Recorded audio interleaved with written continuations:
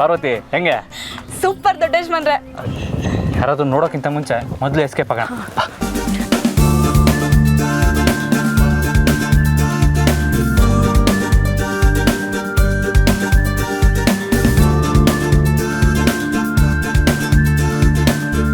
ದೊಡ್ಡ ಯಜಮಾನ್ರೆ, ಆ ಕಡೆ ಎಲ್ಲಿ ಹೋಗ್ತಾ ಇದ್ದೀರಾ?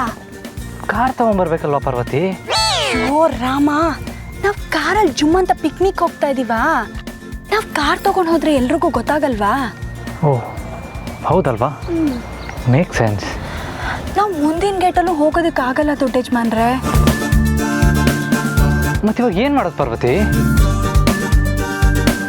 ಅದಕ್ಕೂ ನನ್ನ ಹತ್ರ ಒಂದು ಐಡಿಯಾ ಇದೆ ದೊಡ್ಡ ಯಜಮಾನ್ರೆ.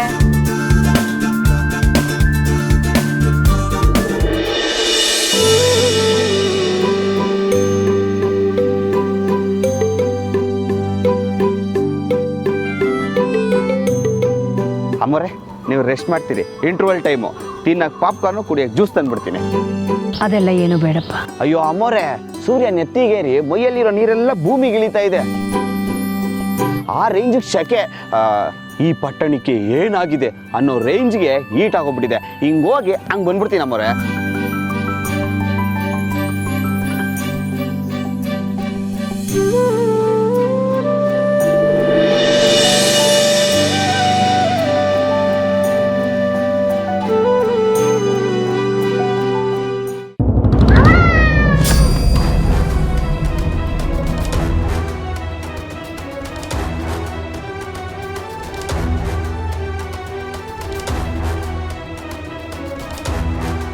ಅಯ್ಯೋ, ಹೇಳಪ್ಪ ಹೇಳಪ್ಪ, ಹೇಳು ಮರಿ, ಏನಾಯ್ತಪ್ಪ? ಹಾಂ, ತುಂಬ ಪೆಟ್ಟಾಯ್ತಾ? ಹೇಳು, ನಿಂತ್ಕೊ, ಹೇಳಪ್ಪ ಹೇಳು, ಏನಾಯ್ತು ಮರಿ? ಅಷ್ಟು ಜೋರಾಗ ಓಡ್ ಬರೋದು? ತುಂಬ ಪೆಟ್ಟಾಯ್ತಾ? ಹಾಂ, ಆಳ್ಬೇಡಪ್ಪ, ಆಳ್ಬೇಡ. ನಾನು ಹಿಂಗೆ ಚಾಕ್ಲೇಟ್ ಕೊಡಿಸ್ತೀನಿ.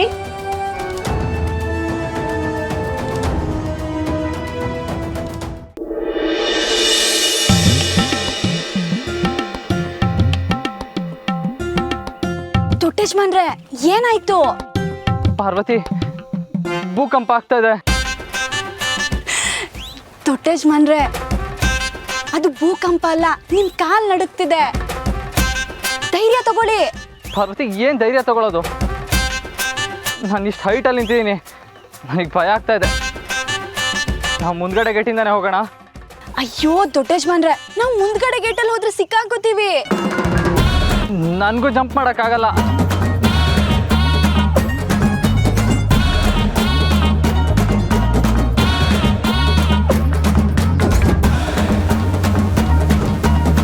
ದೊಡ್ಡ ಯಜಮಾನ್ರೆ, ಮೇಲ್ಗಡೆ ನೋಡಿ. ಹಾಂ, ನೋಡಿದೆ. ಜೈ ಆಂಜನೇಯ ಅನ್ನಿ. ಜೈ ಆಂಜನೇಯ.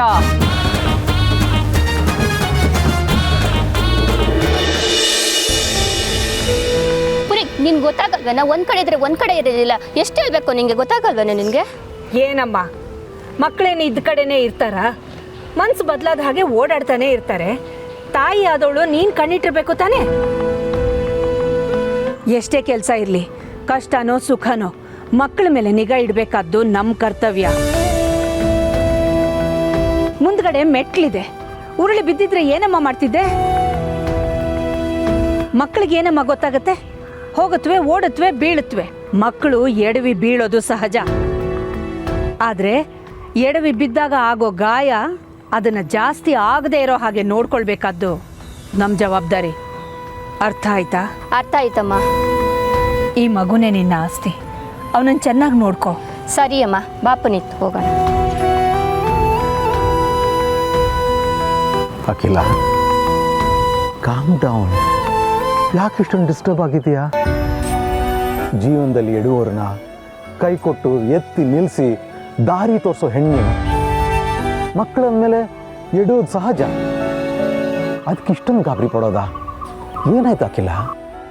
ಏನೋ ಆತಂಕ, ಏನೋ ಯೋಚನೆ, ಎಲ್ಲ ಇದ್ದಾಗೆ ಇದೆ. ಆದರೆ ಎಲ್ಲ ಬದಲಾಗಿದೆ ಅಂತ ಅನ್ನಿಸ್ತಾ ಇದೆ. ನನ್ನ ನೆರಳೇ ತನ್ನ ದಿಕ್ಕನ್ನು ಬದಲಾಯಿಸ್ತಾ ಇದೆ ಅನ್ನೋ ಭಾವನೆ ರಘು. ಬದಲಾವಣೆ ಜಗದ ನಿಯಮ ಅಂತ ನಂಬಿ ಕಾಲಕ್ಕೆ ತಕ್ಕ ಹಾಗೆ ಬದಲಾಗಿ ಜಗತ್ತಿಗೆ ಹೊಂದ್ಕೊಂಡು ಹೋಗೋ ಸ್ವಭಾವದಳು ನೀನು. ಅಂಥದ್ರಲ್ಲಿ ರಘು, ನಮ್ಮ ಆದಿ ಜೀವನದಲ್ಲಿ ಗೊತ್ತಿದ್ದೋ ಗೊತ್ತಿಲ್ಲದೇನೋ ನಡೀತಾ ಇರೋ ಬದಲಾವಣೆಯ ಕ್ರಿಯೆಗೆ ನಾವು ಹೊಂದ್ಕೋಬೋದು.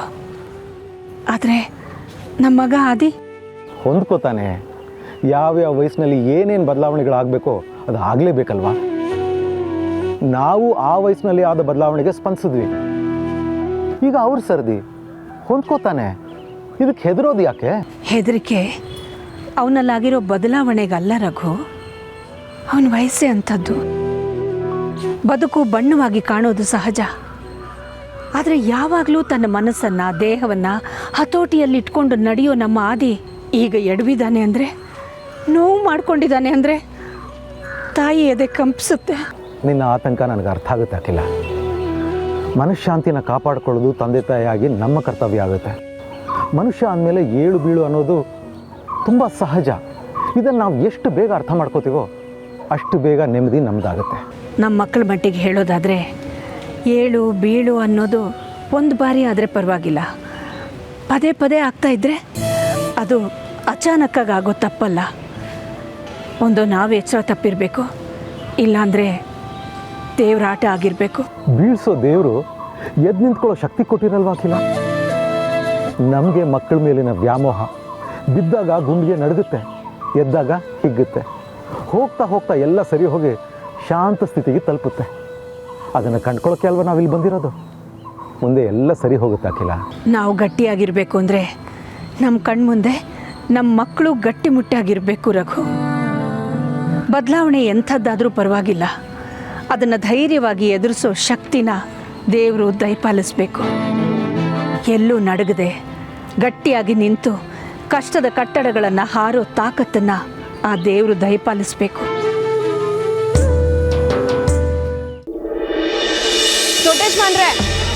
ದೊಡ್ಡೇಶ್ಮಂದ್ರೆ ನಿಂತ್ಕೊಳ್ಳಿ.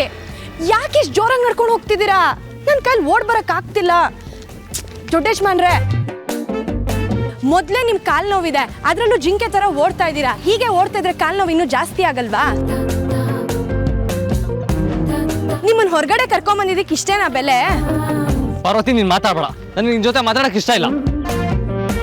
ಈಗ ನಾನು ಅಂಥದ್ದು ಏನು ಮಾಡಿದೆ ದೊಡ್ಡೇಶ್ಮಂದ್ರೆ? ಪಾರ್ವತಿ, ನಿನಗೊಂದು ಸ್ವಲ್ಪನೂ ಭಯ ಭಕ್ತಿ ಏನೂ ಇಲ್ಲ. ತಳ್ಳೋದಕ್ಕಿಂತ ಮುಂಚೆ ಹೇಳ್ಬೇಕು ತಾನೇ ತಳ್ಳಬೇಕು. ನನಗೆ ಭಯ ಆಗೋಗಿತ್ತು. ದೊಡ್ಡೇಶ್ಮಂದ್ರೆ, 8 ಅಡಿ ಕಾಂಪೌಂಡ್ ಹರೋದಕ್ಕೆ ಏನು ಭಯ? ಮಕ್ಕಳ ಥರ ಮಾತಾಡಬೇಡ ಪಾರ್ವತಿ. ತಮಾಷೆನ ಅಷ್ಟು ಹೈಟಿಂದ ಜಂಪ್ ಮಾಡೋದು ಅಂದರೆ ನಾನು ಯಾವತ್ತೂ ಆ ಥರ ಎಲ್ಲ ಜಂಪೇ ಮಾಡಿರಲಿಲ್ಲ. ದೊಡ್ಡೇಶ್ಮಂದ್ರೆ, ನಾನು ನಮ್ಮ ಹಳ್ಳೀಲಿ. ನೀನು ನಿಮ್ಮ ಹಳ್ಳಿಲಿ ಮರದಿಂದ ಮರಕ್ಕೆ ಹಾರಿರ್ಬೋದು, ಆದರೆ ನಾನು ಕೋತಿಯಲ್ಲ. ಅಂದ್ರೆ ನಾನು ಕೋತಿನಾ?